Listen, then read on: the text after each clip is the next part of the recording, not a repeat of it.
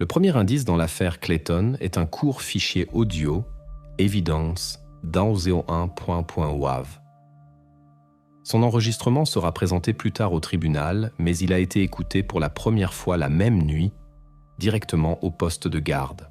On y entend la voix d'une femme, au début calme, un peu tendue, comme si elle essayait de se maîtriser, mais sentant déjà au fond d'elle que quelque chose ne va pas.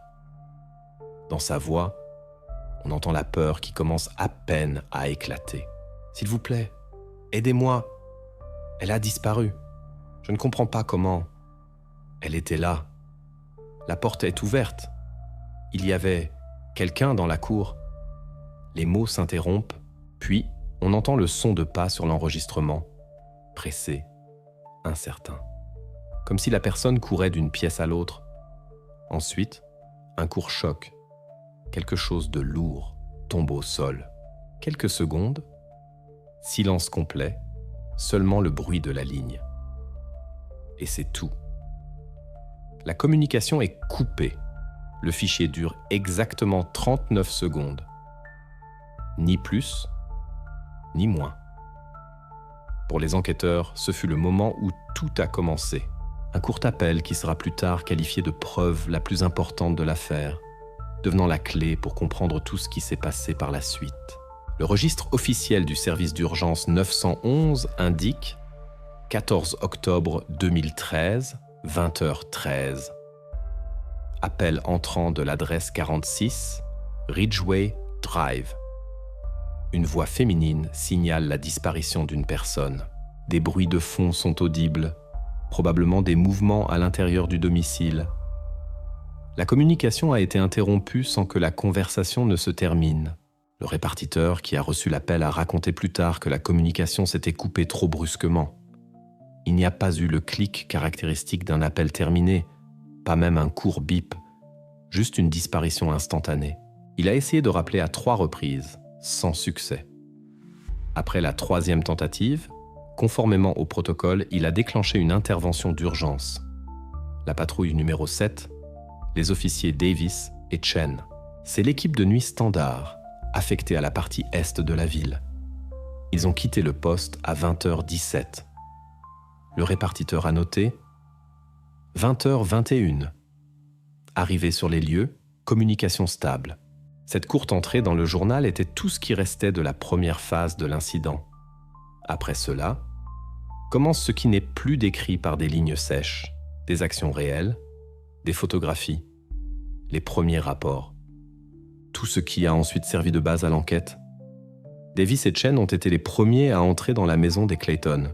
C'était une maison individuelle ordinaire dans le quartier résidentiel de Sudbury, ne se distinguant en rien des dizaines d'autres. Une petite parcelle, une clôture blanche, quelques parterres de fleurs près du porche, la lumière dans la fenêtre du salon. Quand ils se sont approchés, la porte était effectivement ouverte. Au début, les officiers ont pensé que la déclarante était peut-être simplement sortie, mais dans le couloir, ils ont remarqué un téléphone posé sur le sol, l'écran toujours allumé.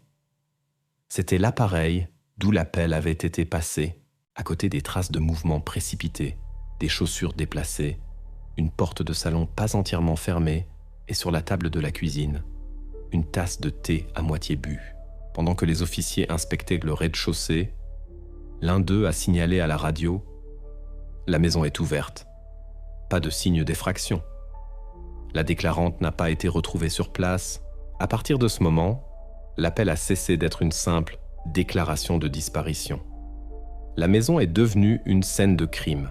Plus tard, les enquêteurs diront que c'est cet épisode, les premières minutes après l'arrivée de la patrouille, qui a déterminé le cours entier de l'affaire. À l'époque, personne ne réalisait l'ampleur de l'enquête. Il semblait s'agir d'une disparition accidentelle, de l'inquiétude d'une mère, peut-être d'un malentendu. Mais déjà ce soir-là, un étrange silence planait dans l'air. Il n'y avait aucun signe de lutte dans la maison, aucune trace d'effraction ou de panique. Tout semblait comme si une soirée ordinaire avait été interrompue en un instant. À partir de ce moment, l'histoire allait se dérouler rapidement. Et le premier fichier audio, cet appel de 30 secondes, deviendrait le point de départ de toute la chronologie de l'enquête. Ensuite, les officiers Davis et Chen procéderaient à l'inspection des pièces, enregistreraient les premiers détails et enverraient un rapport à la direction. C'est ainsi que commencerait une enquête qui obtiendrait bientôt le statut fédéral et changerait la perception de la sécurité dans les petites villes du Canada. Dans les archives de la police, ce dossier ne se distingue en rien. Une couverture jaunie, un tampon avec la date d'enregistrement, des chiffres soigneusement apposés sur le dos, dossier numéro 24313. Dessus, le nom, Clayton, Anna. Pour les enquêteurs, ce n'est qu'une affaire parmi des dizaines d'autres, mais si l'on ouvre le dossier, il n'y a rien d'aléatoire à l'intérieur. Feuille après feuille, impressions, rapports, photographies, procès-verbaux, toute une vie, recueillie ligne par ligne, réduite à un document administratif froid. La première page, un formulaire standard, date de naissance, 17 février 2008. Adresse, Canada, Ontario, ville de Sudbury, 46, Ridgeway Drive. Situation matrimoniale des parents, officiellement mariés. Établissement d'enseignement, école James MacLeod. Et tout cela se termine par une courte ligne. Statut, disparu. C'est le seul endroit sur la première page où la sécheresse bureaucratique se transforme en sens. Un mot, souligné au marqueur noir qui efface les frontières entre le document et la tragédie. La famille Clayton était typique de leur quartier. Classe moyenne, travailleuse, calme, sans excès. La maison de plein pied, soigneusement peinte, avec des volets blancs et une pelouse bien entretenue. Sur le porche, une vieille chaise sur laquelle Michael aimait prendre son café le matin. Michael Clayton, 39 ans, travaillait à la mine Vale Inco, la plus grande entreprise de la région. Son père y travaillait aussi, et en fait, toute la partie masculine de la rue. Les gens se levaient tôt, allaient au travail, rentraient le soir, allumaient à la télévision et dînaient en famille. Sarah Clayton, 34 ans, était infirmière à la clinique St. Mary. Ses patients la connaissaient, une femme bienveillante, fatiguée, mais attentive. Les voisins la décrivaient comme une femme tranquille, réservée, peu encline à la conversation. Elle et son mari participaient rarement aux fêtes communes, mais ne créaient jamais de problème. À première vue, une famille ordinaire. Rien de criminel, pas de dette, aucun conflit enregistré avec les voisins. Les rapports soulignent même « la famille est caractérisée positivement », pas de casier judiciaire. Cela semblait insignifiant jusqu'à ce que l'enquête ne s'approfondisse. Le 14 octobre 2013 était un lundi. La journée ne différait en rien de centaines d'autres.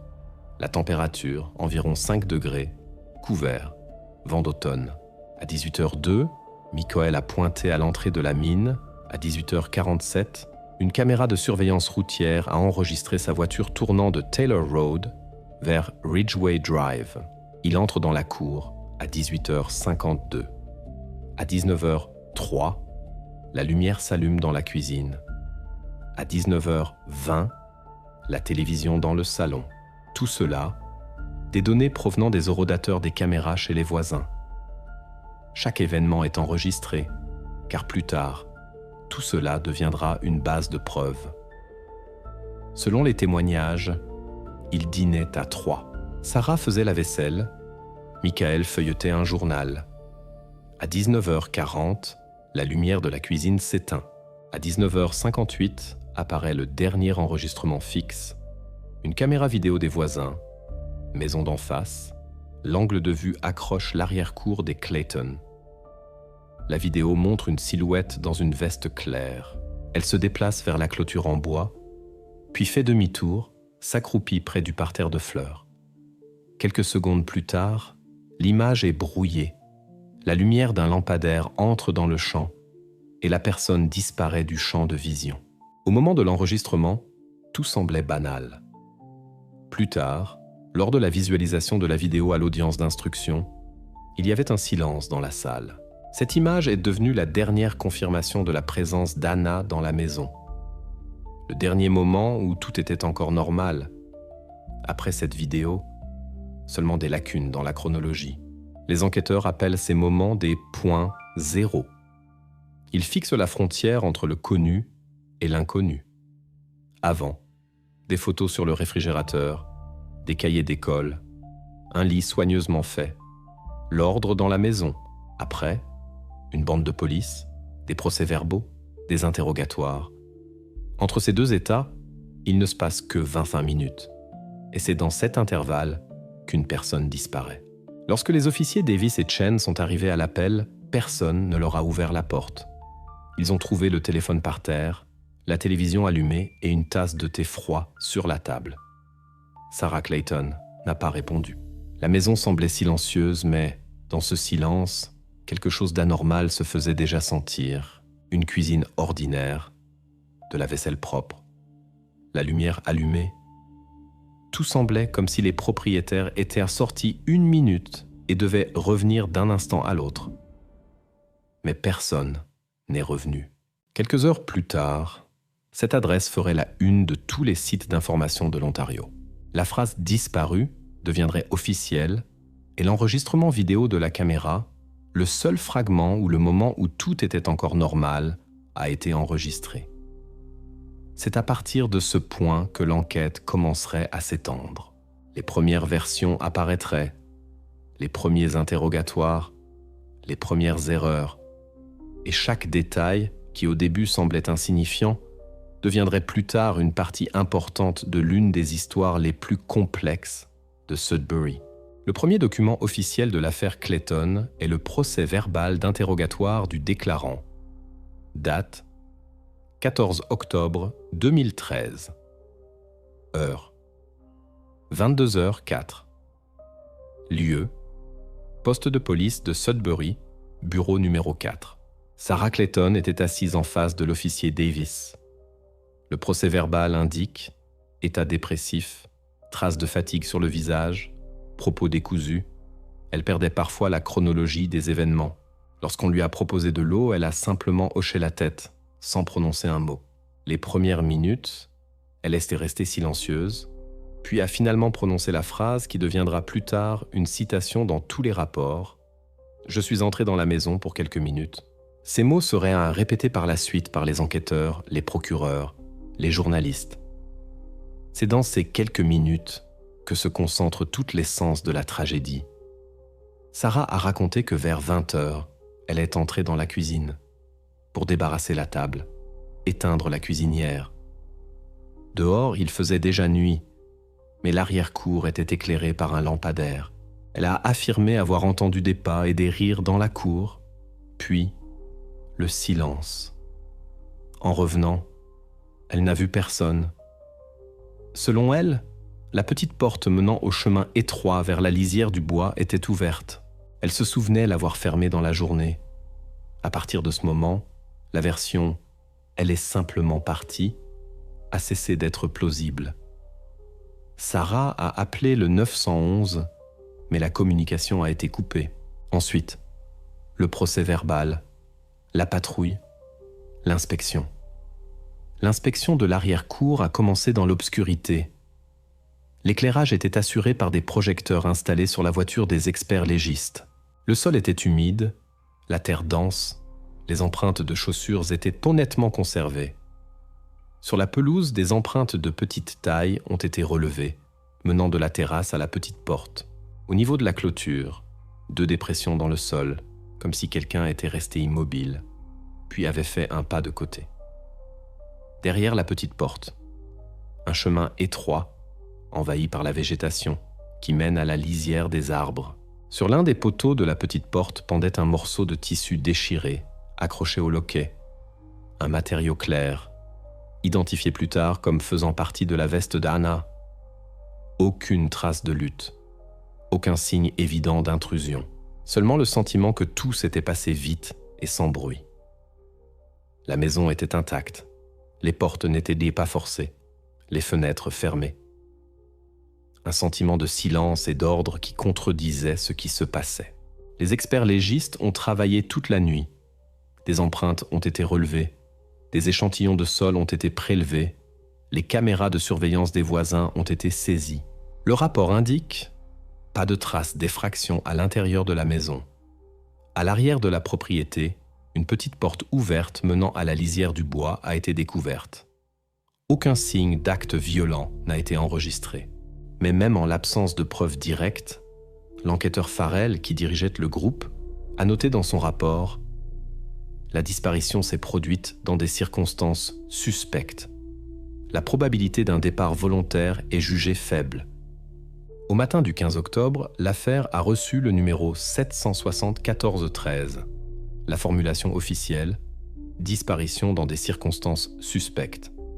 Cette entrée a automatiquement classé l'incident dans une autre catégorie. Il ne s'agissait plus d'une simple déclaration de disparition, mais d'une enquête criminelle potentielle. À 7h30 du matin, la police a annoncé le début d'une opération de recherche. Des équipes cynophiles, des bénévoles, des officiers des postes voisins ont été mobilisés. Le quartier autour de la maison des Clayton a été bouclé. La forêt a été fouillée. Les ravins et les bâtiments abandonnés ont été inspectés. Un poste de contrôle a été établi à l'entrée du quartier pour enregistrer toutes les personnes qui quittaient la zone après 20 heures la veille. Au cours des premières 24 heures, aucun résultat n'a été obtenu. Aucune trace, aucun objet qui aurait pu indiquer une direction de déplacement n'a été trouvé. Seulement l'arrière-cour silencieuse, la petite porte et l'enregistrement de la caméra où le temps s'était figé à 19h58. Ces premières heures ont marqué le point où la disparition d'une tragédie personnelle s'est transformée en une enquête. Désormais, une équipe d'enquêteurs, des analystes, des experts était impliquée. La prochaine étape, une recherche systématique. Et c'est à partir de là que commencera la véritable enquête qui mènera bientôt la police sur une piste bien plus complexe que quiconque aurait pu le supposer ce soir-là. Les 12 premières heures après la disparition sont les plus importantes. Dans l'affaire Clayton, ces heures sont devenues un exemple de la façon dont le chaos de la précipitation donne naissance à un système.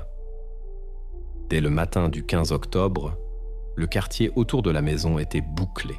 La zone de recherche s'étendait sur près de 2 km de chaque côté. Les rapports indiquent 72 bénévoles, 14 officiers de police, 2 équipes cynophiles et un hélicoptère équipé d'une caméra thermique ont été mobilisés. Les pompiers locaux ont été appelés en renfort. Ils connaissaient mieux la région. L'opération s'est déroulée sans interruption. Les gens ont fouillé les ravins, la lisière du bois, l'ancienne station de pompage. Ils ont travaillé en chaîne, mètre par mètre, avec des lampes et des chiens. Par radio, toutes les 30 minutes, ils rapportaient les coordonnées, marquaient les zones parcourues. Sur le papier, cela ressemblait à un mécanisme bien huilé, mais en réalité, cela ressemblait de plus en plus à une recherche dans le vide. Vers midi, l'officier Farrell a rédigé un rapport intermédiaire. 2,1 km² ont été fouillés. Aucun signe de la présence de la disparue n'a été trouvé. Aucune trace de traînée, de sang, d'effet personnel. Résultat, négatif. Cette entrée a fixé une première limite temporelle. Les recherches de la nuit et du matin n'ont rien donné. Pour la famille, cela signifiait une seule chose. La personne avait complètement disparu, sans laisser de traces. Pour l'enquête, que la logique habituelle ne fonctionnait plus. Après le déjeuner, un rapport a été reçu de l'officier Riley, un cynophile. Son chien, nommé Thor, a pris l'odeur du col de la veste trouvée sur le portillon. La piste a suivi la clôture à travers le sentier et a mené au bord de la route. Riley a noté que le chien était sûr de lui, sans arrêt, sans fausse direction. Cela donnait de l'espoir. Peut-être que quelqu'un avait vraiment déplacé Anna à pied, sans avoir eu le temps d'aller loin. Mais après quelques dizaines de mètres, la piste s'est interrompue. Brusquement, comme coupée au couteau. Riley a signalé que Thor était retourné plusieurs fois au même endroit, au bord de l'asphalte, où le sentier rejoignait la route de campagne. Plus rien, ni odeur, ni indice. Cela se produit lorsque quelqu'un est mis dans un véhicule. Le rapport l'a enregistré comme suit. Piste perdue sur l'accotement. Probable embarquement dans un véhicule. Cette phrase a changé la direction de l'enquête. L'affaire était désormais officiellement traitée comme un enlèvement possible. À partir de ce moment, des experts légistes de niveau fédéral sont intervenus. Ottawa a envoyé une équipe de soutien temporaire à Sudbury. 2 heures après cette rupture de piste, le premier changement s'est produit. L'un des bénévoles, un garde forestier local du nom de Boyle, a remarqué un objet étrange à la lisière de la forêt. Il gisait à près de 30 mètres de la route, sur l'herbe mouillée.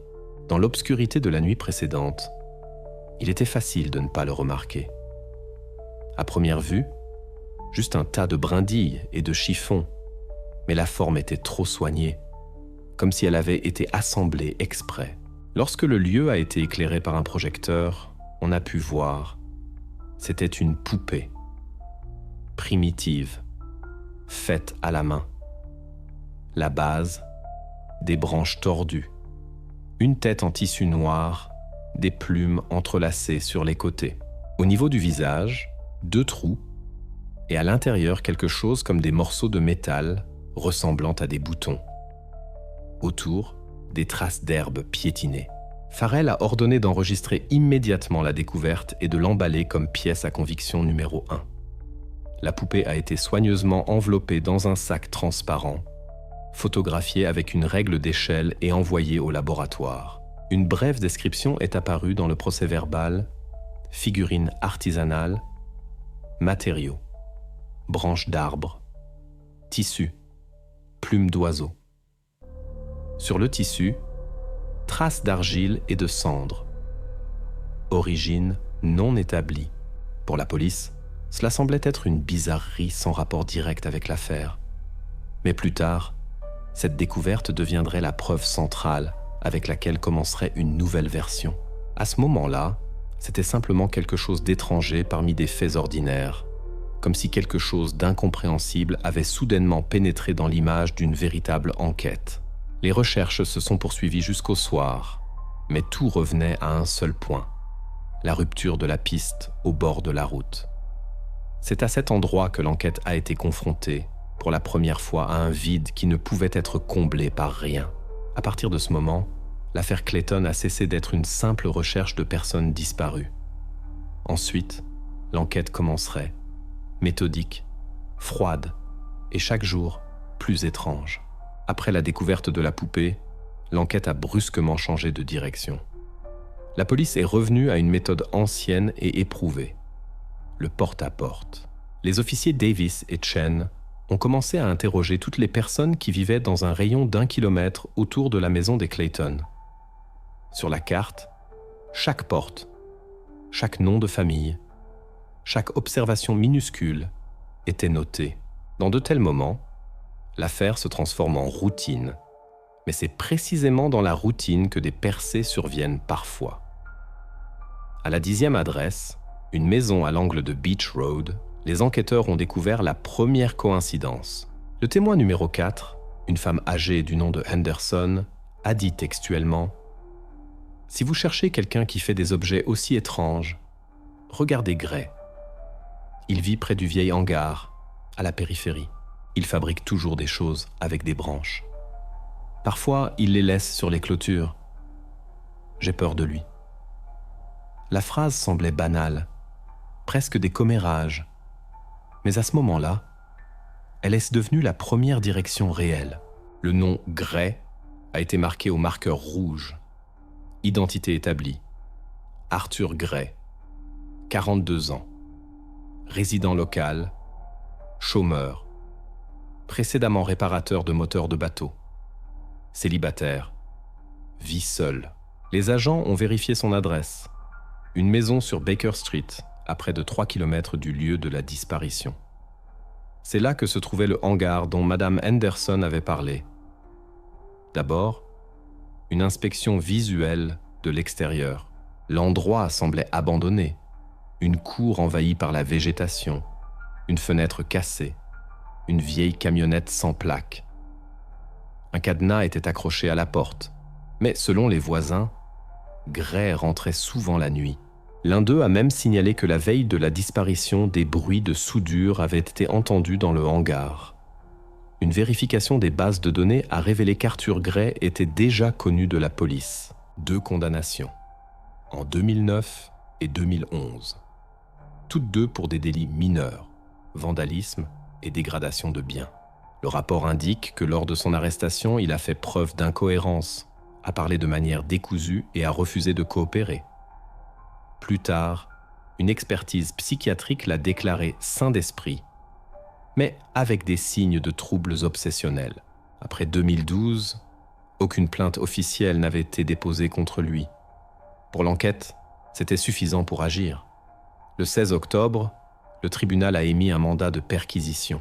L'argumentation, possible lien avec la disparition de la citoyenne Clayton et coïncidence d'un objet trouvé près des lieux du crime avec les actions connues du suspect.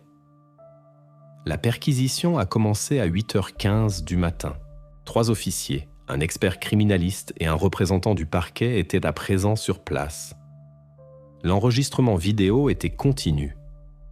Lorsque la porte du hangar fut ouverte, une odeur d'humidité et de métal s'en dégagea. L'espace intérieur était rempli jusqu'au plafond. Des outils, des pots de peinture, de vieux cadres en bois, des morceaux de tissu, des cordes, le tout dans un désordre chaotique. Mais le plus étrange, le long du mur, se tenaient des dizaines de figures, 47 poupées, de différentes tailles, mais exécutées dans le même style, toutes faites de branches, de tissus, de cordes, avec des plumes entrelacées et des pièces métalliques. Certaines rappelaient des silhouettes humaines, d'autres des animaux. Sur le sol, des croquis, dessins au fusain, notes, schémas. Dans un carnet, des entrées comme « Jour 9, structure terminée ». À côté, des livres, anciens, usés, certains en anglais, d'autres en français.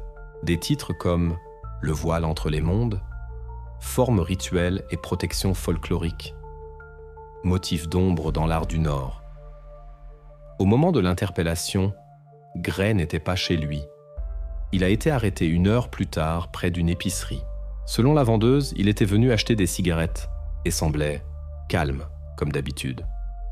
Il n'a pas résisté lors de son arrestation. À la question de savoir s'il connaissait Sarah Clayton, il a répondu par la négative. À la question concernant les poupées trouvées, il a dit « Ce ne sont pas des jouets, c'est une forme ». Cette phrase deviendra plus tard l'un des points clés de l'accusation, et pour l'enquête, un signal qu'il n'était pas simplement face à une personne excentrique. Le même soir, Arthur Gray a été conduit au poste. Il a été placé dans la salle d'interrogatoire numéro 2 où la caméra a été allumée et l'enregistrement a commencé. Sur le visage de Gray, il n'y avait ni peur, ni surprise. Il regardait le sol et frottait constamment la manche de sa veste. À première vue, une personne qui ne réalise pas la gravité de la situation. L'officier Farrell, qui dirigeait l'affaire, a noté dans son rapport « Regard absent, réaction ralentie, comportement extérieurement calme, mais présentant des signes de tension interne. Répond évasivement à la question sur les figurines. Réagit de manière notable au nom de Clayton. Il est recommandé de poursuivre l'interrogatoire en présence d'un psychologue. À ce moment-là, l'enquête disposait d'une preuve, d'une coïncidence de style et d'un suspect au passé ambigu. Sur le papier, tout semblait correspondre. Mais ceux qui ont participé à l'interrogatoire diront plus tard « L'impression que Gray savait quelque chose mais ne le disait pas est apparue immédiatement. » L'étape suivante, ses déclarations. Et ce sont elles qui changeront le cours de toute l'enquête. L'interrogatoire d'Arthur Gray a commencé le même soir. La pièce était standard. Mur gris, table en contreplaqué, caméra au plafond, 2 officiers en face. Le procès-verbal indique début 21h04. Première question. Sur les figurines de rue trouvées dans le hangar. La réponse de Gray fut courte, sans pause, avec une légère moquerie dans la voix. C'est juste mon art. C'est inoffensif. Les gens y voient ce qui n'existe pas. Cette phrase a donné le ton à tout l'interrogatoire. Les enquêteurs s'attendaient à de la nervosité, à une réaction défensive, peut-être à un déni, mais pas à du calme. Gray parlait de manière mesurée, presque paresseusement, comme s'il discutait du temps qu'il faisait. Il ne niait pas avoir fabriqué des poupées, mais insistait sur le fait que c'était son hobby. Selon lui, il s'intéressait à l'art populaire, au symbolisme et aux rituels visuels, comme il les appelait. À la question directe sur Hannah Clayton, il a répondu « Je ne sais pas qui c'est. Je ne vais pas de maison en maison. J'ai assez à faire. » Les mots sonnaient simplement, mais les enquêteurs ont noté qu'à l'évocation du nom Clayton, son intonation changeait. Pas brusquement, pas clairement, juste pour une seconde. Sa voix devenait plus basse. Le rapport de l'officier Farrell indique « Gray évite le contact visuel, réagit avec un délai à la mention de la famille Clayton. Possible lien émotionnel ou connaissance des faits. » Cependant, un tournant s'est produit par la suite. Lorsque la conversation a abordé le moment de la disparition, Gray a calmement déclaré qu'il n'était pas en ville ce soir-là. Il a sorti de sa veste un ticket de caisse froissé. Un achat de carburant à une station-service à 40 km de Sudbury. L'heure, 20h05, c'est-à-dire 10 minutes avant l'appel signalant la disparition. Les enquêteurs ont pris cela pour une tentative de bluff, mais le reçu était authentique. Il a quoi été vérifié. Il y avait le numéro de la station et le code-barre de la transaction. L'officier a envoyé une demande au service de vidéosurveillance. Quelques heures plus tard, la réponse est arrivée. L'enregistrement avait été conservé. La vidéo montre Gray s'approchant de la caisse, payant, puis sortant et montant dans son vieux fourgon. La caméra enregistre l'heure. Tout correspond. Ce fut un coup dur pour la logique de l'enquête. L'officier Riley, celui qui travaillait avec les chiens, dira plus tard « Nous pensions l'avoir attrapé. » Tout correspondait. Le style, l'endroit, même les détails. Mais ensuite, il s'est avéré qu'il était simplement en train de faire le plein. Tout s'est effondré. Gray a été retenu jusqu'au matin, mais il n'y avait plus de motifs légaux pour sa détention. Il a été libéré sous l'obligation de se présenter sur convocation. Il a été retiré de la liste des suspects. Il ne restait que le hangar et son contenu. Les experts légistes ont continué à étudier les objets saisis lors de la perquisition. Les figurines ont été photographiées et décrites.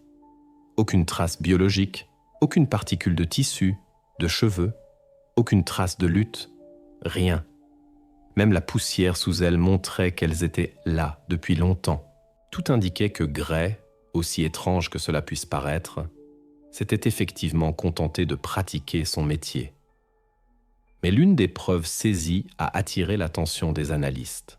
Parmi les livres trouvés dans son hangar, se trouvait un vieux tome intitulé « Le voile entre les mondes ». Entre les pages à la page 214, un marque-page a été découvert. C'était un morceau de papier épais, jauni, avec un bord inégalement coupé. Dessus, à l'encre, déjà fanée, était écrite à la main l'inscription « Le cercle avarie ». Au début, on n'y a pas prêté attention. Juste un autre élément étrange dans une collection déjà étrange. Mais quand le criminaliste a essayé de trouver une mention de cette expression dans la base de données, il n'y a eu aucun résultat, ni dans les sources ouvertes, ni dans les archives, ni dans les bibliothèques. L'officier Farrell a noté dans son rapport « Le marque-page est placé dans un sac séparé. Lien possible avec un mouvement subculturel ou une communauté fermée. Une analyse du contexte est nécessaire. » Cette phrase est devenue le tournant de toute l'affaire. À partir de ce moment, l'enquête a cessé d'être la recherche d'une seule personne. Elle concernait désormais quelque chose de plus grand, un groupe, une idée, peut-être tout un réseau dont les traces menaient bien au-delà de Sudbury. C'est ainsi que la police a rencontré pour la première fois le nom qui deviendrait bientôt central dans cette affaire, le cercle Avary. L'enquête s'efforcera ensuite de déterminer ce qu'est ce cercle, qui en sont les membres et comment il est lié à la disparition d'Anna Clayton. 6 mois passent. L'affaire Anna Clayton disparaît progressivement des nouvelles. Les premières semaines, tout le monde en parlait. Journaux, radio, télévision locale. Mais le temps fait son œuvre. Les gros titres cèdent la place à de nouveaux, et l'enquête, malgré des dizaines d'heures d'interrogatoires et des centaines de pages de rapports, n'avance d'un pas. Ni nouveaux indices, ni témoins, ni pistes sur l'endroit où chercher. Les enquêteurs constatent, l'affaire est en état de stagnation. Pendant cette période, l'attention de la police se déplace inopinément, non pas vers l'extérieur, mais vers la famille Clayton elle-même. Il s'agit d'une procédure standard en cas de disparition non résolue prolongée. Chaque personne potentiellement impliquée indirectement est examinée. Un dossier d'observation est créé, un document où sont enregistrées des données sur le comportement, les itinéraires, les liens sociaux et l'état psychologique des membres de la famille. C'est alors qu'apparaît pour la première fois dans les rapports la mention « Changement de comportement de Michael Clayton ». Michael, le père d'Anna. Il travaillait à la mine Nickel Ridge depuis près de 20 ans. Un homme calme, réservé, sans infraction disciplinaire, respecté par ses collègues. Mais déjà en décembre 2013, il cesse de se présenter au travail. Il prend d'abord des congés, puis des arrêts maladie. Et un mois plus tard, il dépose sa démission. Dans son explication, une courte phrase. « Je ne peux plus travailler là où tout me la rappelle. » Après cela, commence ce que la police appellera plus tard l'activité autonome. Michael ne reste pas à la maison. On le voit sur l'ancienne autoroute, près du motel où s'arrêtent habituellement les routiers. Puis, au bar Red Elk, où il n'était jamais allé auparavant. Par l'intermédiaire de connaissances, il cherche des gens qui savent obtenir des informations. Il contacte à plusieurs reprises d'anciens détenus résidant dans la région de Sudbury. Selon des données non vérifiées, il fait appel à un détective privé, mais celui-ci refuse de travailler avec lui, invoquant l'état instable du client. L'un des agents qui l'observait a décrit « Il avait l'air épuisé. Il fumait constamment, parlait à peine. Parfois, il se tenait près du pont en périphérie et regardait en bas. On avait l'impression qu'il ne cherchait pas quelque chose de concret, mais le sens même de ce qui s'était passé. Progressivement, Michael devient obsédé. Il revoit les archives de la bibliothèque locale, étudie de vieilles coupures de journaux, lit des articles sur les rituels et les communautés étranges. À plusieurs reprises, il se présente au poste, exige de rencontrer les enquêteurs, mais on lui explique que l'affaire reste ouverte et que tous les nouveaux éléments ne sont versés au dossier que par les voies officielles. Il repart en silence, mais revient le lendemain. Au printemps 2014, son comportement devient plus agressif. Plusieurs témoins rapportent qu'il se dispute dans des bars où il parle à des inconnus en disant que tout est lié au cercle. C'est alors que la police enregistre pour la première fois que Clayton mentionne un certain nom, déjà rencontré dans les dossiers de l'affaire. Le cercle Avary. Personne ne comprend comment il est au courant. L'information sur la découverte du marque-page dans le livre d'Arthur Gray n'a pas été divulguée. C'était un détail interne à l'enquête, accessible à un cercle restreint de personnel. Mais Michael en parle comme de quelque chose qu'il cherche depuis longtemps. Fin mai, il est arrêté pour la première fois. Le bar Havens Gate, un petit pub à la périphérie de Sudbury. Vers minuit, un appel est reçu. Bagarre. Un participant en état d'incohérence. Lorsque la patrouille arrive, le chaos règne à l'intérieur, table renversée, éclats de verre, sang sur le sol. Michael est assis au comptoir, le front fendu, des égratignures sur les mains. Les officiers notent les données standards. Arrêté en état d'ébriété, n'a pas résisté. Le rapport contient une citation de ses explications. « Je cherchais le cercle. Ils sont là, vous comprenez ? Ils observent. Tout n'est pas fini. Quand on le ramène au poste, il répète la même chose. Calmement, sans hystérie, presque en chuchotant. Le cercle avarie. Ce n'est pas juste un nom. Ce sont eux. » Cette phrase a instantanément changé l'attitude de l'enquête. Jusque-là, la police pensait que Clayton n'avait simplement pas réussi à gérer sa perte et était émotionnellement instable. Mais la coïncidence du nom les a obligés à reconsidérer la version. Les documents d'archives sont à nouveau consultés. Le nom de Gray réapparaît dans les rapports et l'affaire, que l'on pensait figée, commence à revivre. L'enquête a maintenant 2 pistes. Une officielle, avec des preuves et des procès-verbaux, et une officieuse, initiée par un homme qui a tout perdu et qui, semble-t-il, s'est rapproché de la solution plus que quiconque. L'étape suivante, découvrir ce que Clayton savait exactement du cercle et comment il les a trouvés. 1 an et demi s'écoule. L'affaire Clayton est désormais classée dans la catégorie des affaires froides. Les enquêteurs ont changé. La plupart des bénévoles qui ont participé aux recherches sont depuis longtemps revenus à une vie normale. Les dossiers avec les documents prennent la poussière dans les archives et seul le nom d'Anna refait surface périodiquement dans les nouvelles lorsque quelqu'un se souvient de vieilles affaires non résolues. Tout indique que l'enquête est finalement dans une impasse. Mais un jour, au printemps 2015, une femme entre au poste de police de Sudbury. Son nom n'est pas consigné au procès-verbal, à sa demande. Elle arrive le soir, alors que le service est presque terminé. La vidéo de la caméra de surveillance montre une femme de taille moyenne, vêtue d'un manteau gris, capuche relevée, le visage partiellement dissimulé. Elle s'approche du comptoir et demande à parler à quelqu'un au sujet de l'affaire Clayton. L'officier de garde ne comprend pas de quoi il s'agit au début, mais lorsqu'elle prononce le nom d'Anna, sa réaction change. La femme est conduite à la salle de garde. La conversation ne dure pas longtemps, moins de 10 minutes. En sortant, elle laisse un petit sac transparent. À l'intérieur, une clé USB de couleur bleue. Le rapport de l'officier de service indique « n'a pas donné de nom », a dit qu'elle ne pouvait plus garder ça pour elle. Est partie à pied. Direction sud de la ville. N'a pas répondu aux demandes de rester. Ce support devient la preuve centrale de toute l'enquête. Quelques heures plus tard, la clé USB est transférée au laboratoire de criminalistique.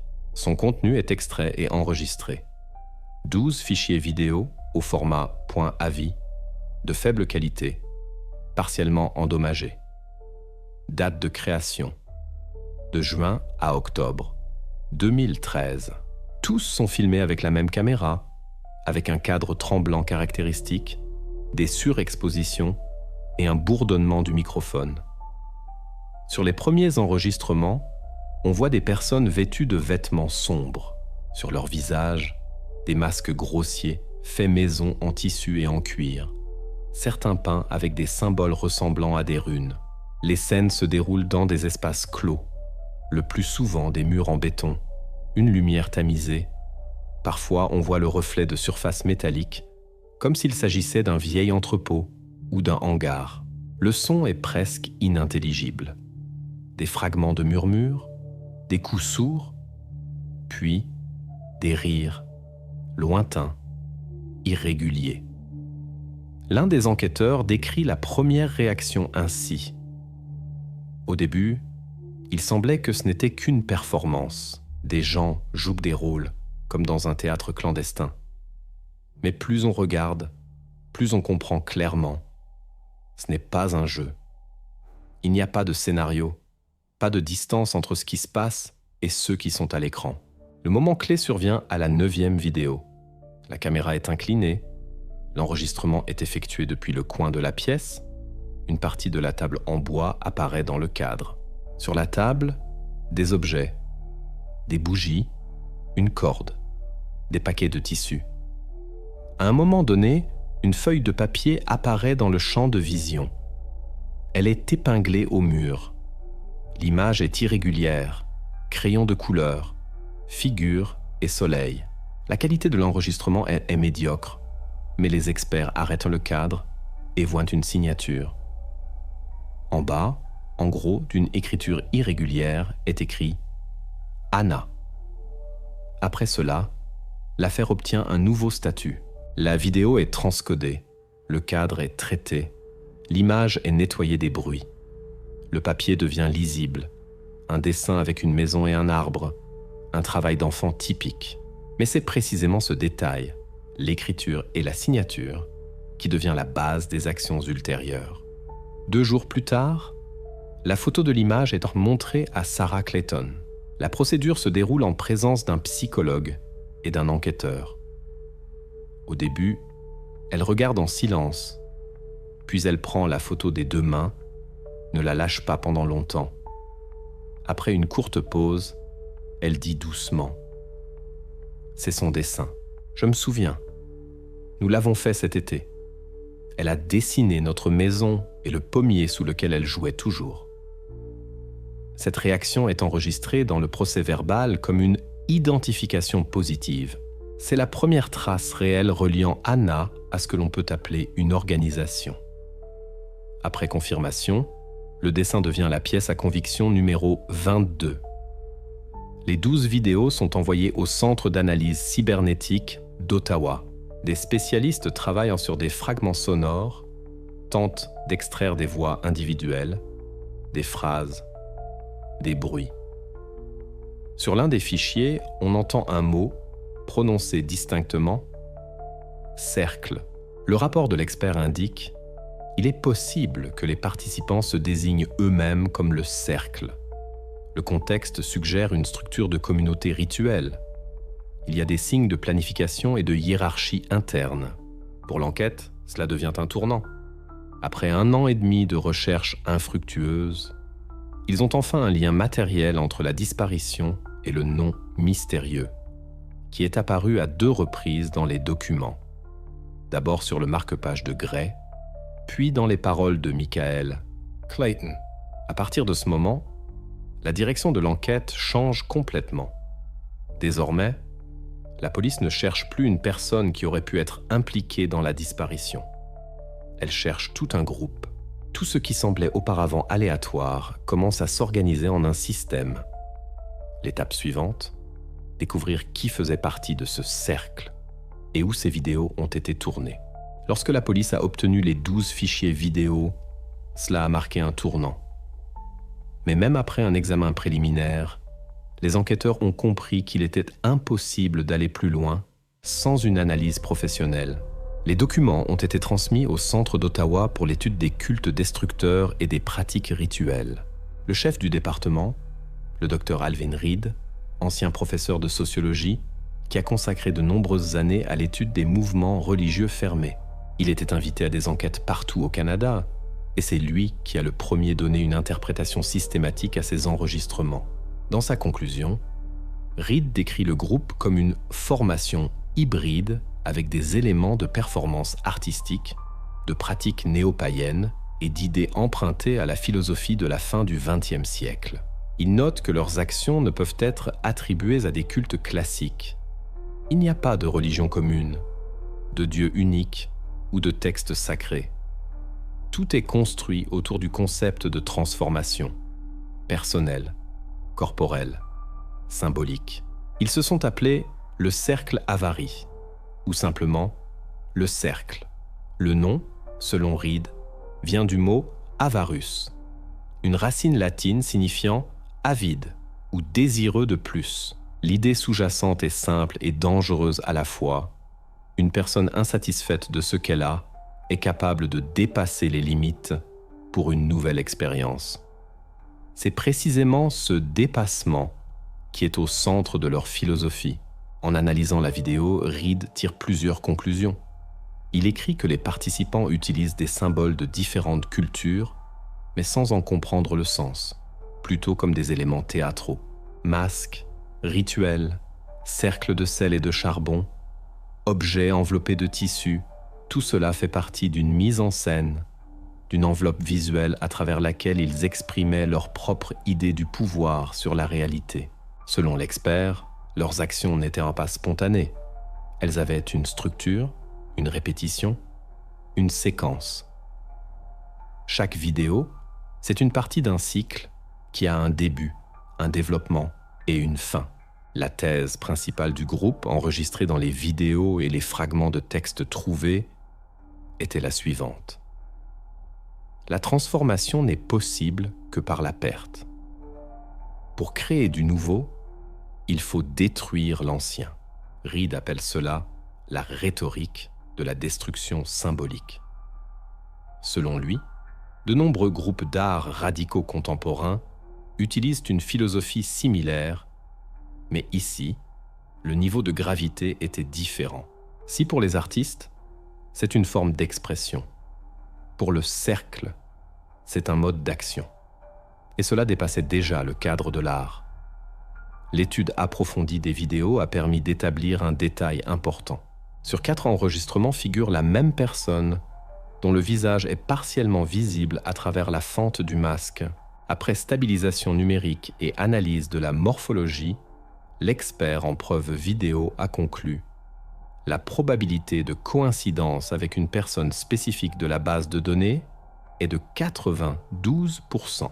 Il s'agissait de Julian Cross, 34 ans, résident de Sudbury, artiste installateur. Julian était connu dans le milieu artistique local. Il participait à des expositions, enseignait au Collège des Arts Visuels, organisait des performances sur des sites industriels. Ses œuvres étaient souvent décrites comme agressives et conceptuelles. Il disait que l'art devait effrayer et éveiller. Il y a quelques années, son projet a été fermé après une plainte de spectateurs. L'un des participants a été blessé lors d'une performance. Les informations sur Cross ont rapidement confirmé: il avait bien son propre groupe de personnes partageant les mêmes idées. Parmi eux, 2 participants réguliers, une artiste nommée June Larsen et un ancien photographe Louis Patterson. Ils filmaient souvent des vidéos de leurs projets, organisaient des réunions dans des bâtiments abandonnés, préférant les endroits isolés où personne ne les dérangeait. Le docteur Reed, commentant leurs activités, a souligné: ces gens ne sont pas fous ni sectaires au sens habituel.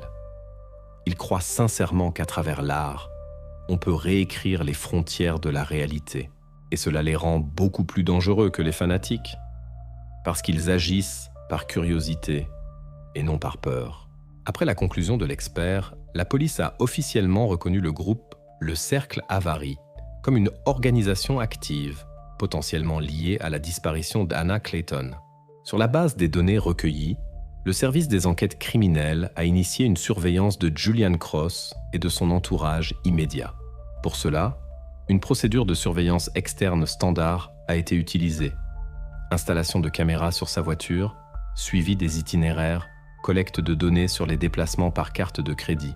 Cross vivait dans une vieille maison à la périphérie de la ville, dans un quartier où personne ne s'intéressait rarement aux voisins. La journée, il travaillait dans son atelier, et le soir, plusieurs fois par semaine, il partait quelque part.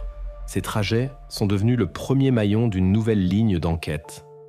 Les enquêteurs savaient en maintenant qui chercher, et surtout, ce qui se cachait derrière ce nom qui était resté un mystère pendant plus d'1 an.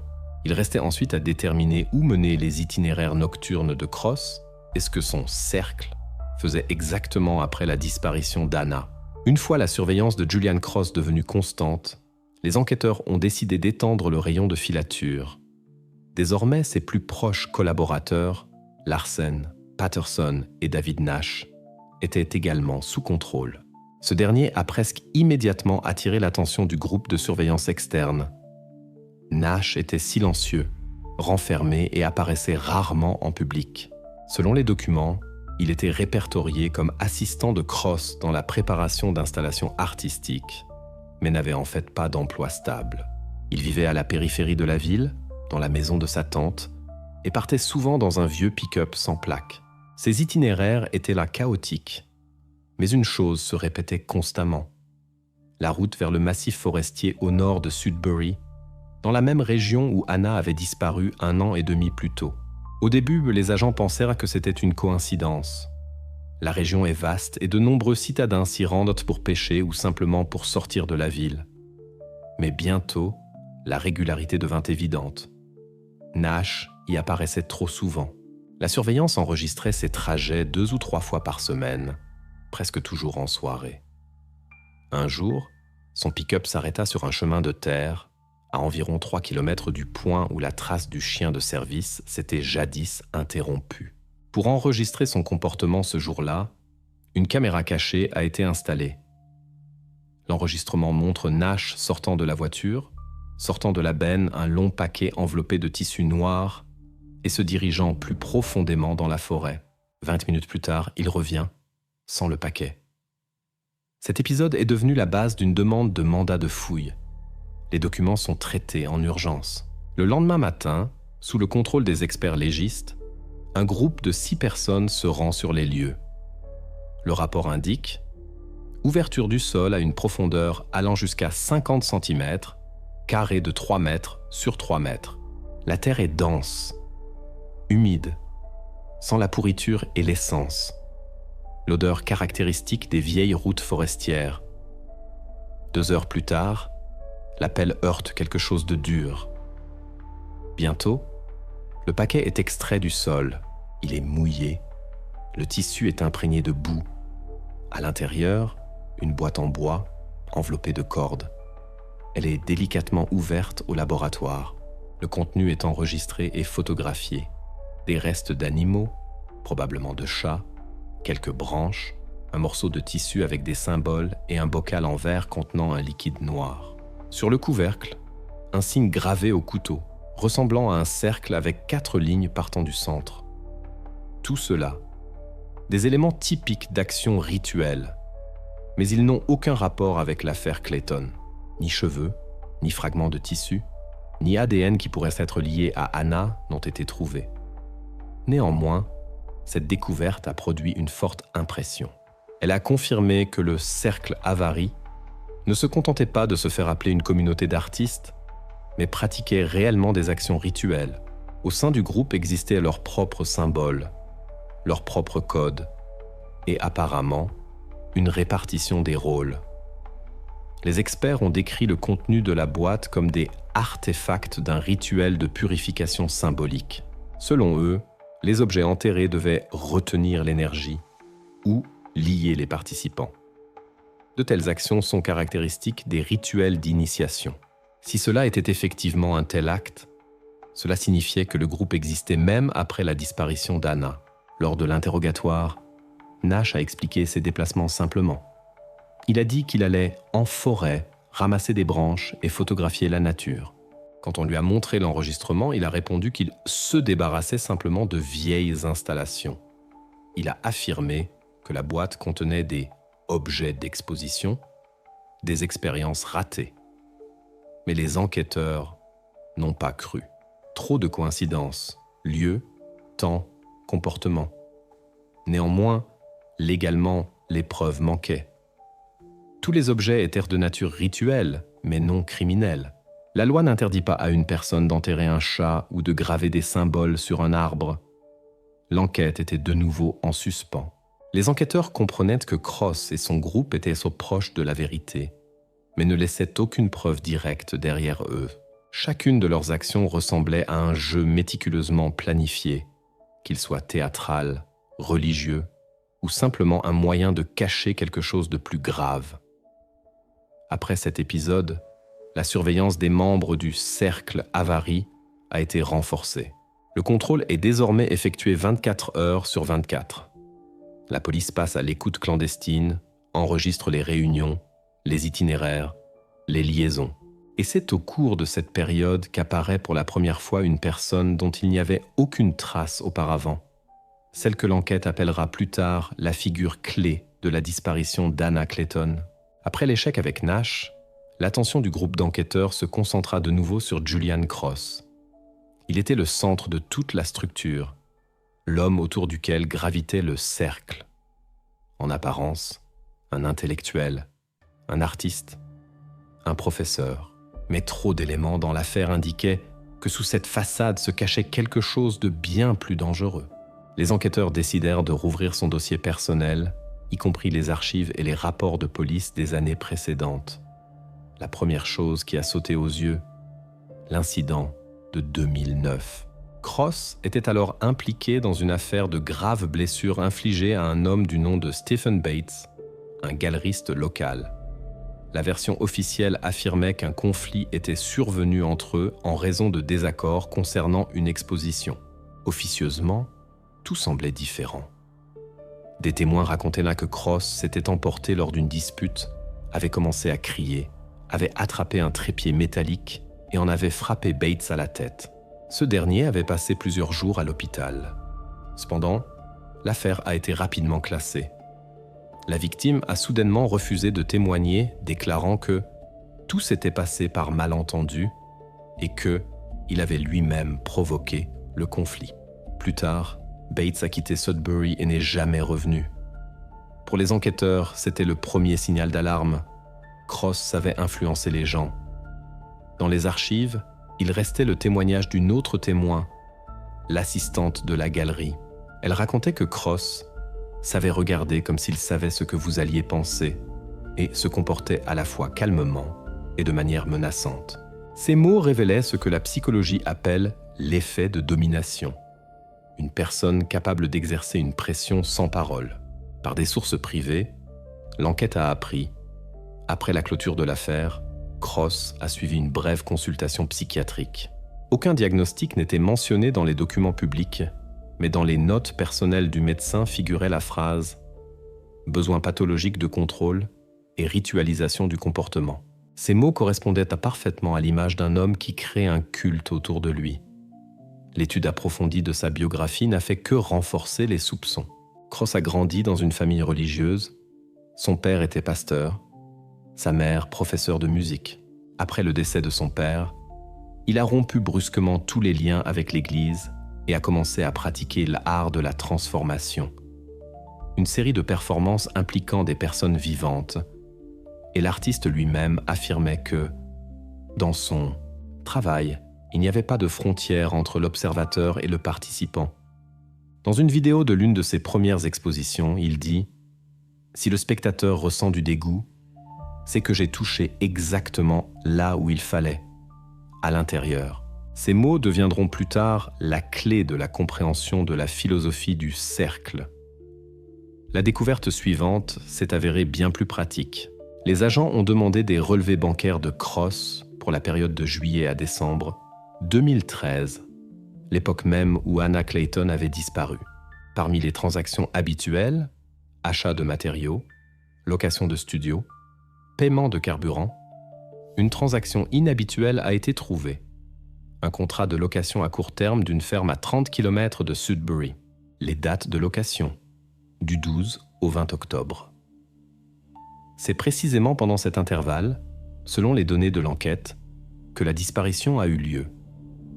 La maison appartenait à un homme âgé, Leon Dave. Il l'avait louée via une annonce sur un site local, sans poser de questions superflues. Dans son témoignage, Dave a mentionné que le locataire s'était présenté pour travailler sur un projet artistique, avait apporté avec lui plusieurs cartons, de l'équipement et 3 assistants. Selon lui, la maison avait été rendue à temps, les clés laissées sur la véranda et le loyer payé en totalité, en espèces. Lorsque les enquêteurs sont arrivés sur les lieux, la ferme semblait abandonnée. Poutres tordues, volets cassés, mousse sur les murs. À l'intérieur, vide. Ni équipement, ni trace de présence.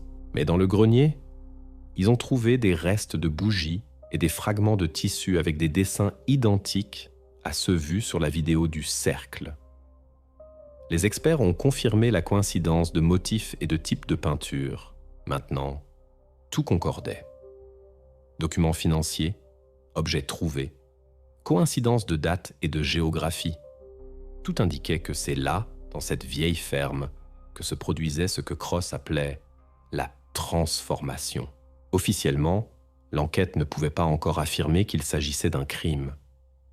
Mais officieusement, Au sein du département, tout le monde comprenait.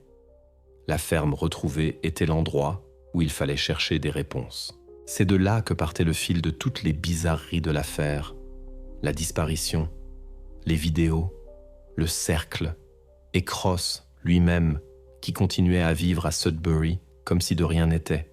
Les enquêteurs étaient confrontés à la partie la plus difficile, établir ce qui s'était passé exactement dans cette ferme et qui, parmi les membres du cercle Avary, s'y trouvait avec Cross. L'opération d'arrestation a eu lieu tôt le matin, à 6h30. Julian Cross et David Nash ont été appréhendés simultanément dans différentes parties de la ville afin d'exclure toute possibilité de communication entre eux. Cross a été arrêté à son domicile sur le seuil de son atelier. Il se tenait dans un long manteau, fumait calmement et n'a même pas été surpris lorsqu'il a été encerclé. Sur son visage, une légère fatigue, comme s'il s'y attendait depuis longtemps. Nash a été arrêté 15 minutes plus tard dans une zone industrielle où il déchargeait des matériaux de construction. Contrairement à Cross, il était désemparé. Ses mains tremblaient, son regard fuyait, comme s'il calculait constamment quelque chose dans sa tête. Les deux ont été conduits au poste de police municipal et placés dans des salles d'interrogatoire différentes. C'est une tactique standard, mais dans de telles affaires, elle est décisive. Lorsque deux personnes sont isolées l'une de l'autre, toute divergence dans les témoignages peut devenir un déclencheur. L'équipe d'enquête a réparti les rôles à l'avance. Le détective Harper s'occupe de Cross, le détective Marlowe travaille avec Nash. L'interrogatoire de Cross a commencé en premier. Il a été conduit dans la pièce, assis à la table métallique. La caméra est allumée, le procès-verbal a commencé. À l'image, un homme d'une froide assurance. Il parle clairement, presque théâtralement. Ses réponses sont courtes, mais réfléchies. Il n'essaie pas de nier sa participation au cercle, au contraire. Il se qualifie d'idéologue d'un mouvement artistique. Dans ses paroles, il n'y a ni panique, ni peur. Nous créons des images. Tout ce que vous avez vu est une métaphore. Les gens ont toujours peur de ce qu'ils ne comprennent pas, prononce-t-il, regardant directement l'objectif de la caméra. Il ne réagit pas aux tentatives de le déstabiliser. Lorsque le détective Harper lui montre les photographies des objets trouvés à la ferme, bougies, symboles, morceaux de tissu, Cross ne fait que ricaner. C'est un accessoire. Vous n'accusez pas un acteur si quelqu'un meurt dans une pièce ? L'interrogatoire de Nash se déroulait au même moment dans la pièce voisine, mais l'atmosphère y était tout autre. Il était assis, le dos voûté, le regard baissé sur la table, les doigts tournant constamment un bouton de sa manche. À la question de sa participation au cercle, il répond avec hésitation, changeant constamment de formulation. Sa respiration s'accélère, les phrases deviennent plus courtes. Quand on lui lit le mandat d'arrêt et qu'on lui montre les images de la caméra cachée dans la forêt, où il enterre le paquet, il se tait d'abord. Puis, il relève brusquement la tête et dit « Vous ne prouverez rien. C'est juste des ordures, de vieilles choses de tournage. » Marlowe lui laisse le temps. Le silence s'étire. Nash commence à taper du pied nerveusement, son regard fuyant vers le miroir. L'enquêteur fait semblant d'être fatigué, pose le dossier sur la table et prononce doucement « Julian a tout raconté. » Ce n'était pas la vérité, mais de tels mots brisent souvent une personne plus vite que n'importe quelle preuve. La réaction de Nash fut instantanée. Il leva les yeux, ses pupilles dilatées. Il ne demanda pas ce qu'il a dit, ne précisa pas. Il commença simplement à se justifier. Il a tout inventé. C'est son idée. Je n'ai fait qu'aider. Je ne savais pas que ça irait si loin. L'enquêteur resta silencieux. Il lui laissa de l'espace pour qu'il continue lui-même.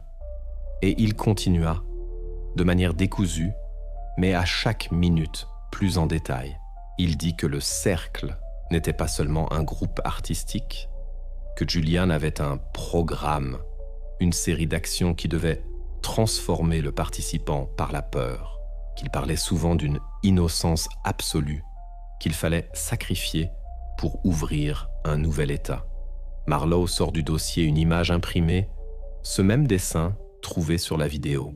Un simple papier, des lignes bleues, des lignes de soleil irrégulières. Il le pose devant Nash. « Sais-tu de qui est ce travail ?» Nash ne répond pas. Ses lèvres tremblent. Quelques secondes, et il se couvre le visage de ses mains. Doucement, presque en chuchotant, il prononce. Julian a dit que sans cela, il n'y aurait pas de transition. Que ce n'était pas pour nous, mais pour elle. Que par elle, il montrerait qu'on peut franchir la limite. Cette phrase est consignée au procès-verbal. L'enquêteur note la réaction émotionnelle, les mains tremblantes, la respiration accélérée. Après une courte pause, Nash demande de l'eau. Il boit la moitié du verre et ajoute « Il savait où aller ». La ferme n'était pas un hasard. Il a dit que c'était un lieu de croisement, que si tout était fait correctement, alors elle irait là où il n'y a pas de peur. L'interrogatoire dura encore 40 minutes. À la fin, Nash demanda une carte et marqua la zone où se trouvait la maison louée par Cross. Il la place là, le centre du cercle. Pendant ce temps, dans la pièce voisine, Julian Cross restait calme. Lorsqu'on lui annonça que Nash avait témoigné, il se contenta de sourire légèrement et de prononcer « David a toujours été faible. Il a tout mal compris. Tout ce que nous faisions était symbolique. Vous ne voyez simplement pas le sens, mais l'enquête ne l'écoutait plus. Ils avaient maintenant un témoin, des témoignages directs et le lieu où tout avait commencé. Ce soir-là, les deux salles d'interrogatoire se vidèrent. L'un des hommes se tut, l'autre parla trop, et les enquêteurs comprenaient le prochain arrêt, la ferme abandonnée, où il faudrait chercher non pas des mots, mais des traces. Le matin à la ferme fut froid, brumeux, comme si le lieu lui-même ne voulait pas qu'on le fouille. L'équipe d'enquête y arriva à 6h40, accompagnée d'experts légistes, de cynophiles et d'un expert en revêtement de sol. La vieille maison se tenait isolée, avec son toit délabré et ses volets pourris. Tout autour respirait l'abandon. L'air était épais, lourd, avec une odeur d'humidité et de fer. Il semblait que le temps s'était figé ici quelque part entre octobre et novembre 2013, précisément au moment où Anna avait disparu. L'inspection a commencé au rez-de-chaussée. Presque aucune trace de présence n'était visible. La poussière recouvrait le sol uniformément. Seules quelques traces de vieilles chaussures étaient visibles. Il était difficile de dire si elles appartenaient aux anciens occupants ou à ceux qui étaient venus après. Dans le cellier, on a trouvé des restes de bougies, des morceaux de tissu, un livre brûlé. Tout cela ressemblait plus à des décors de performance qu'à de véritables preuves. Mais l'attention du groupe a été attirée par l'escalier menant vers le bas. La cave s'est avérée étroite et basse, avec des murs en pierre humide. Le faisceau de la lampe de poche glissait le long des murs, révélant dans l'obscurité des bouteilles vides, de vieux seaux, des outils métalliques. Tout était couvert de poussière, sauf une zone du sol, environ 2 mètres sur 3. Ici, le béton était plus clair, plus lisse, sans fissure. L'expert a immédiatement noté « La coulée est fraîche, pas plus de quelques années ». Sur le mur, à côté de cet endroit, quelqu'un avait laissé une empreinte de main dans la peinture, comme s'il l'avait touchée accidentellement, avant que le béton ne sèche. L'équipe a décidé d'ouvrir le revêtement. Des perforateurs ont été apportés.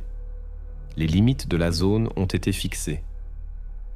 Le travail a commencé à 11h20. Les premiers coups résonnaient d'un écho sourd, comme si la maison soupirait d'être ouverte. Au début, rien, seulement de la poussière et des débris de ciment. Mais 30 minutes plus tard, les outils ont accroché quelque chose de plus doux que la pierre. Bientôt, sous la couche de béton, un gros sac en toile est apparu, dense, incrusté dans le sol. Ses bords étaient figés, mais il y avait clairement quelque chose à l'intérieur. L'opération fut arrêtée. Des médecins légistes et des criminalistes furent appelés sur les lieux. La zone fut bouclée. Chaque pas était enregistré, chaque centimètre photographié. Le processus d'ouverture de la toile de jute prit près d'1 heure. À l'intérieur se trouvaient des restes humains, enveloppés dans un vieux tissu, imprégné par le temps. À côté, des fragments d'effets personnels, un bracelet en tissu, un petit morceau de dessin en papier, à peine visible à cause de l'humidité. Tout cela fut soigneusement placé dans des récipients séparés. La scène était silencieuse. Personne ne disait un mot. Seulement le bruit de l'appareil photo et la respiration dans les respirateurs. Même ceux qui avaient vu cela des dizaines de fois sentaient qu'ici, tout était différent. Ici, non seulement on avait trouvé des restes, mais on avait découvert une réponse que l'on attendait depuis trop longtemps. Plus tard, au laboratoire, les experts ont commencé l'analyse. L'étude a duré plusieurs jours. Tout a été fait lentement, méticuleusement. Des échantillons ont été envoyés pour comparaison d'ADN. Des matériaux ont été prélevés sur les parents d'Anna Clayton, qui, pendant tout ce temps, ont continué à vivre dans la même maison, comme s'ils ne pouvaient pas partir tant qu'ils n'auraient pas la vérité. Le rapport est arrivé en fin de semaine. Dans les lignes sèches du document, parmi les codes et les chiffres, il était écrit une chose essentielle. 99,9% de concordance. Cela signifiait que les restes trouvés appartenaient à Anna Clayton. À partir de ce moment, l'affaire est officiellement passée dans une autre catégorie. Elle n'était plus classée comme disparition dans des circonstances suspectes. Elle était désormais une enquête pour meurtre. La salle où les résultats furent lus était empreinte de silence. Personne ne se réjouissait ni ne soupirait de soulagement. La vérité, tant recherchée, n'apportait pas de soulagement, mais un poids. Les enquêteurs comprenaient. Maintenant, le plus difficile allait commencer. Prouver la culpabilité de Cross et du cercle, rassembler toutes les pièces, faire en sorte que cette histoire trouve enfin non seulement une fin, mais aussi justice. Et dans le procès verbal, sous la ligne finale du rapport, figurait la date 2 mars 2015. Le jour où un point final fut enfin mis à cette affaire, bien qu'il restât encore trop d'ombre. Julian Cross s'est vu présenter les résultats de l'expertise le jour même où la conclusion du laboratoire a été officiellement approuvée dans les archives. Il a été de nouveau conduit à la salle d'interrogatoire, la même pièce où il avait été assis 6 mois auparavant, lors du premier entretien avec les enquêteurs. Seulement, l'ambiance était différente. Dehors, fin de soirée, la pluie martelait la vitre, se reflétant dans la lumière froide de la lampe. Sur la table devant lui, un dossier avec le rapport. Aucune préface, aucune introduction diplomatique. L'enquêteur a simplement ouvert le document et a dit « L'expertise est terminée ». Cross ne regarda pas les papiers pendant longtemps. Il resta immobile, comme s'il attendait que cette information se dissolve d'elle-même. Puis, il leva les yeux et demanda, sans regarder la caméra, « Alors, vous l'avez trouvé ?» La voix était calme, trop même. Mais quelque chose en lui avait changé. La confiance avec laquelle il parlait auparavant de « performance », de ta transition, avait disparu. Désormais, il n'essayait plus de jouer le philosophe. Pendant quelques secondes, il resta silencieux, puis se mit soudainement à ricaner doucement et prononça « Vous ne comprendrez de toute façon rien. Pour vous, c'est de l'horreur. Mais pour nous, un processus. L'art n'a pas à être beau. » L'enquêteur ne répondit pas.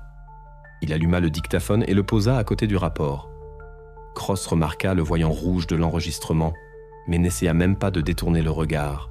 Au contraire, il se pencha légèrement en avant, comme s'il avait décidé qu'il pouvait maintenant parler directement. Il a commencé à raconter sans pression, sans demande. D'une voix monotone, froide. Il parlait comme une personne qui ne se justifie pas. Il expose simplement un fait. Il a décrit les événements d'octobre 2013. Comment ils sont arrivés à la ferme. Comment ils se sont préparés au travail. Comment Juliane a convaincu les autres que c'était une partie du plan. Que la beauté exige un don total. Il n'a jamais prononcé le nom d'Anna, mais les enquêteurs comprenaient de qui il s'agissait. Chaque mot était pesé, dépourvu d'émotion. Il semblait décrire non pas un crime, mais une sorte de mise en scène expérimentale. Elle devait devenir un symbole. Pas une personne, mais une idée. Nous cherchions la pureté, disait-il, les yeux fixés sur un point. Je voulais montrer comment la fragilité devient éternelle lorsque vous la retirez du cours du temps. L'enquêteur posa une question directe. « Comprends-tu que ce n'est pas de l'art » Cross ricana. « Vous parlez toujours de ceci et de cela. Pour vous, tout est séparé. Pour moi, non. L'art et la réalité fusionnent là où l'homme cesse d'avoir peur. Elle n'a pas souffert. Elle est juste devenue un matériau.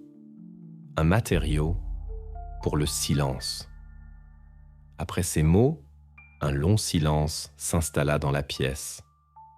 L'enquêteur le regarda sans ciller. Cross, au contraire, sembla se calmer complètement. Il s'assit plus droit, croisa les bras sur la table et, comme pour conclure, prononça « La mort n'est pas une fin. C'est un instrument. Nous avons créé un chef-d'œuvre de silence. La phrase est consignée au procès-verbal sous la mention « aveu obtenu volontairement ». Et bien que formellement il ait effectivement reconnu sa participation, aucun repentir n'a suivi. Pas le moindre.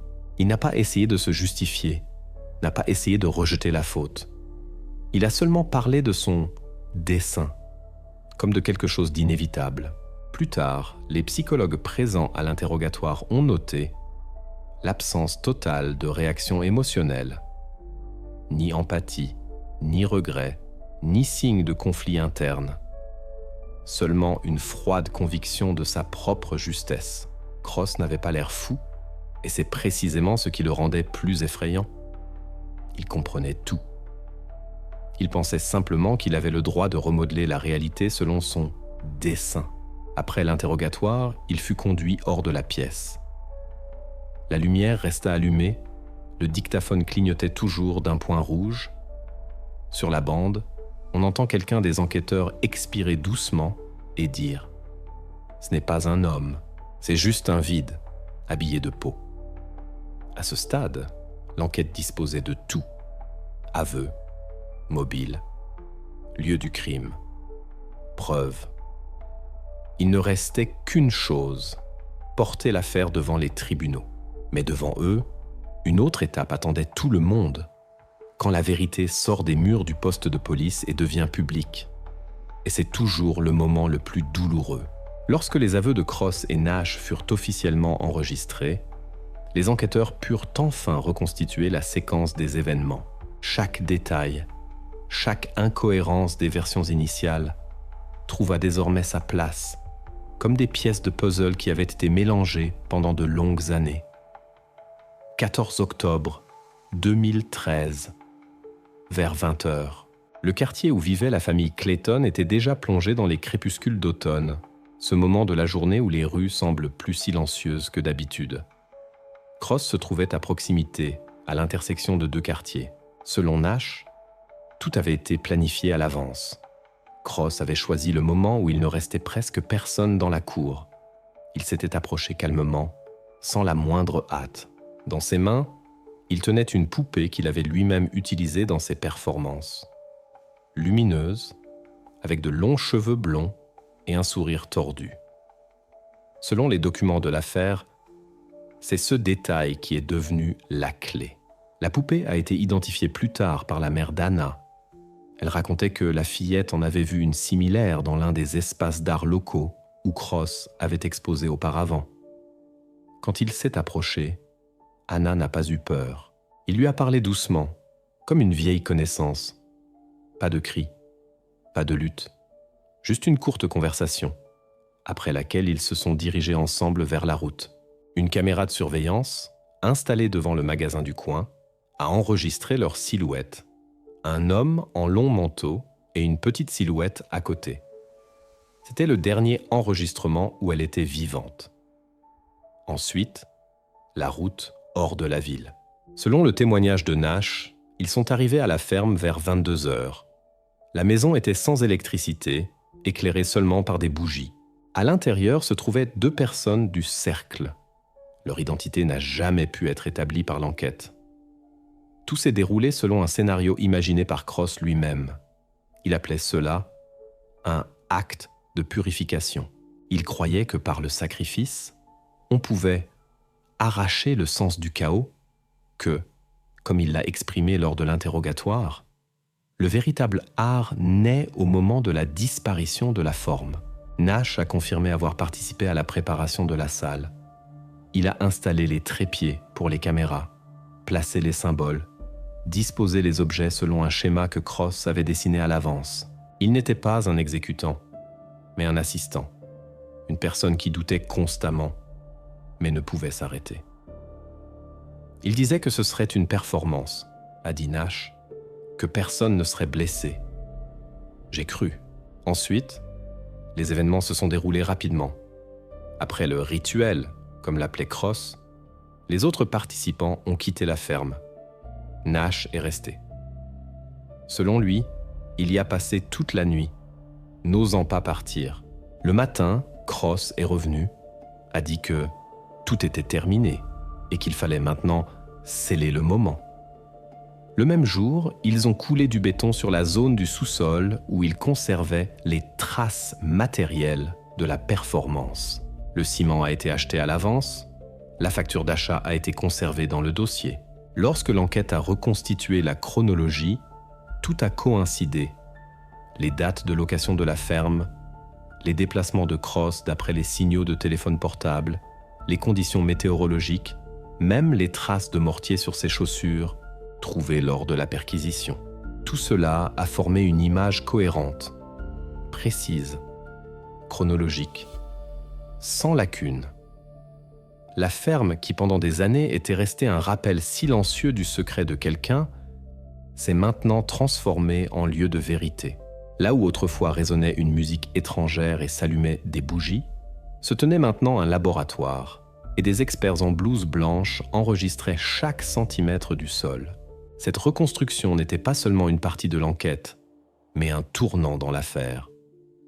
Désormais, l'histoire avait une structure qu'il était impossible de détruire ni par les paroles de Cross, ni par sa philosophie. Tout était clair, et avec cela, tout devenait vraiment effrayant. De la compréhension de la banalité et de la simplicité avec lesquelles il avait réussi à transformer son idée en crime. La prochaine étape était évidente. L'affaire devait être portée devant les tribunaux. Là où tout ce qui s'était passé dans l'ombre serait pour la première fois prononcé à voix haute. Lorsque l'enquête fut officiellement close, l'affaire Cross et Nash fut transmise à la Cour supérieure de l'Ontario. Ce fut le moment où l'histoire, qui était restée longtemps dans les dossiers des enquêteurs et les rapports de laboratoire, éclata enfin au grand jour. Désormais, on en parlait ouvertement, aux nouvelles, dans la presse, sur les forums. Les gens venaient au palais de justice, se tenaient sous la pluie avec des pancartes portant le même nom, Anna. Après 1 an et demi de silence, la société obtenait enfin ce qu'elle attendait, le jugement d'un homme qui appelait le mal de l'art. Sur le banc des accusés, 2 personnes. Julian Cross, artiste, philosophe, idéologue du cercle avari, et David Nash, celui qui a aidé l'enquête, mais qui était resté complice. Les autres membres du groupe figuraient dans l'affaire en tant que témoins. Beaucoup d'entre eux se sont cachés. Certains ont témoigné par visioconférence, mais en fait, aucun d'entre eux n'a été poursuivi pénalement. Cela a provoqué une vague d'indignation. Les gens ne comprenaient pas comment on pouvait observer ce qui se passait et rester impuni. Mais juridiquement, leur participation directe n'a pas pu être prouvée. Le procès dura 3 semaines.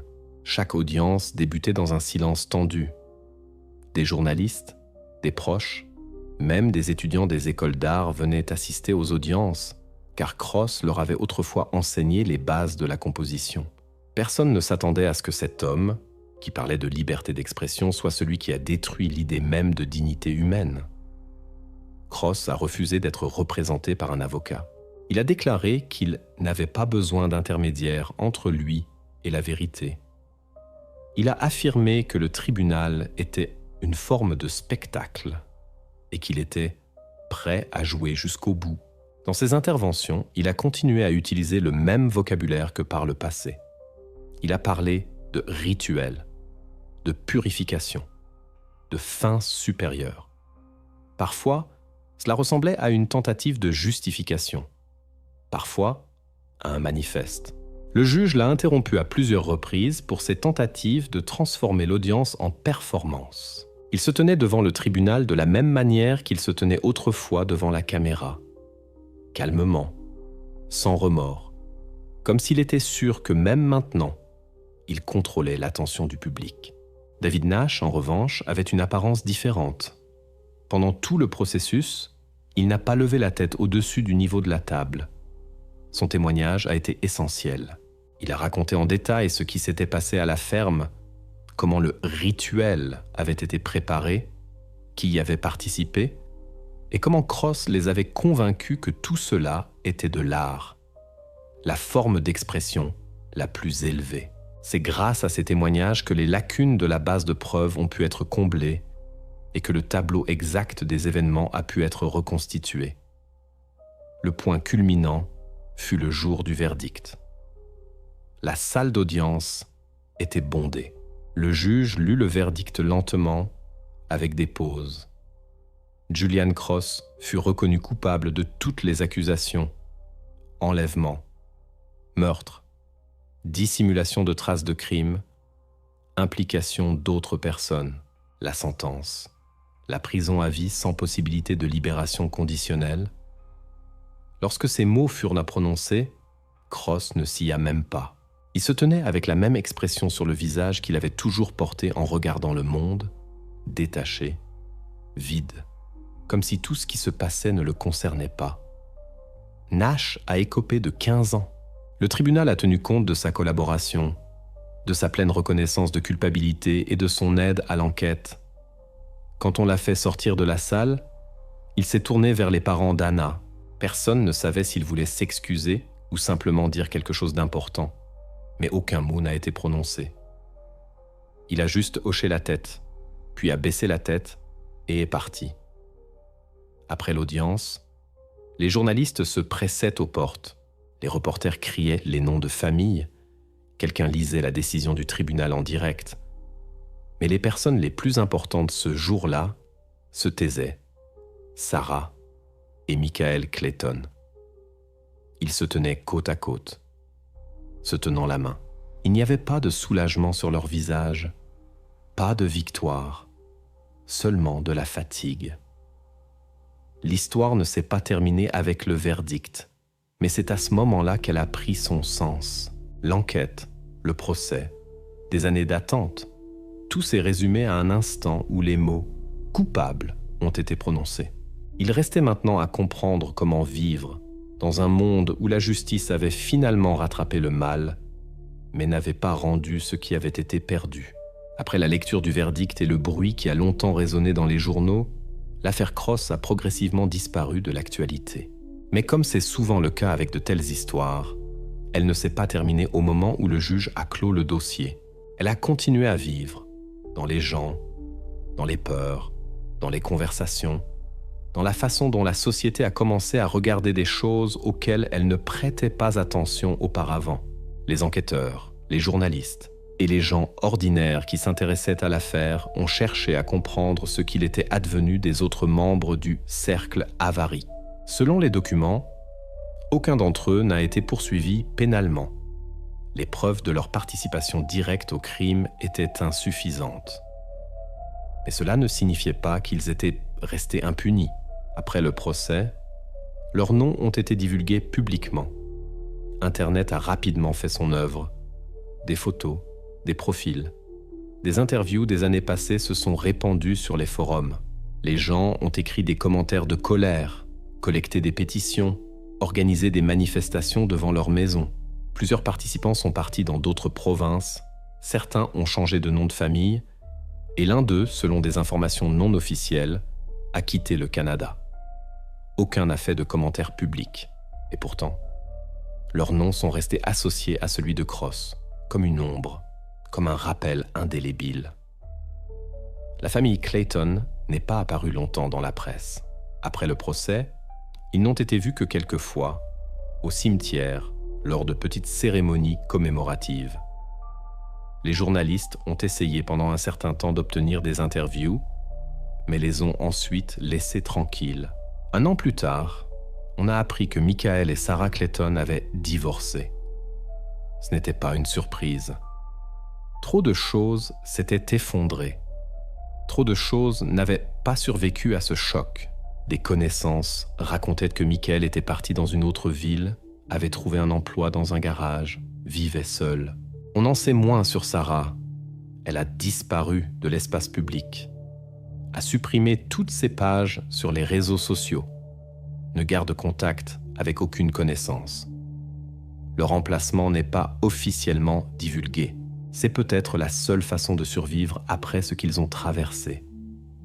Mais, sans doute, le plus important ne s'est pas passé dans les familles, ni dans les coulisses du tribunal, mais au sein du Parlement.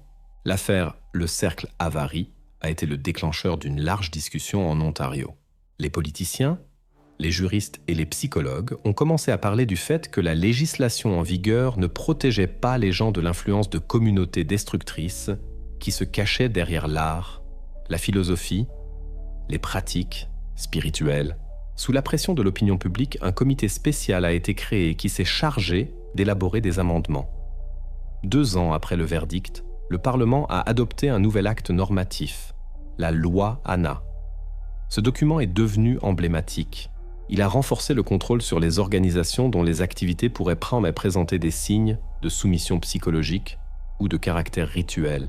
Désormais, ces groupes sont tenus de s'enregistrer et de divulguer leurs sources de financement, et leurs événements publics doivent se dérouler sous la supervision des autorités locales. La violation de la loi est passible de lourdes amendes et de poursuites pénales. Pour beaucoup, cette étape est devenue symbolique, une tentative de faire en sorte que de telles choses ne se reproduisent plus. Le nom d'Anna Clayton est resté à jamais dans le texte de la loi. Pour les fonctionnaires, c'était une formalité. Pour les parents, un dernier sens. Ils avaient perdu ce qu'ils avaient de plus cher, mais ils avaient obtenu que de cette douleur naisse quelque chose qui pourrait protéger les autres. Et même si cela n'apporte pas la paix, cela donne le sentiment que même des ténèbres naît parfois la lumière, froide, inégale, mais tout de même une lumière. Plusieurs années se sont écoulées depuis. La ferme, où tout s'est passé, est abandonnée depuis longtemps. La maison est vide, les fenêtres sont barricadées, les habitants l'évitent. Seule une plaque à l'entrée rappelle que cet endroit a figuré dans une enquête retentissante. On n'en parle plus aux nouvelles. Mais l'histoire du Cercle Avary est restée dans les mémoires, comme un exemple de la façon dont la folie humaine peut se déguiser en art, et comment même dans cet abîme, on peut trouver une parcelle de justice. Et, sans doute, c'est là toute l'essence de la fin. Non pas dans les verdicts ni dans les gros titres, mais dans le fait que la vérité, aussi terrible soit-elle, a tout de même trouvé le chemin de la lumière.